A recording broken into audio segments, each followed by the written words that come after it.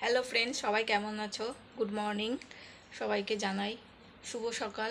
বন্ধুরা সবাই কেমন আছো? আশা করি সবাই ভালো আছো। রোজকার মতন আমিও চলে এসেছি আজকে একটা ব্লগ নিয়ে। দেখো, আমি মাথা ঘষবো বলে একটা তেল বানিয়েছি। সেই তেলটা হচ্ছে এই যে এই তেল অনেক কিছু দিয়ে বানিয়েছি, যেমন হচ্ছে জবা ফুল, তারপর হচ্ছে নিম পাতা, আরও অনেক কিছু দিয়ে বানিয়েছি এই তেলটা যদি তোমরা মাখো, তোমাদের চুলও গ্রোথ বাড়বে, চুলের কালারও সুন্দর হবে।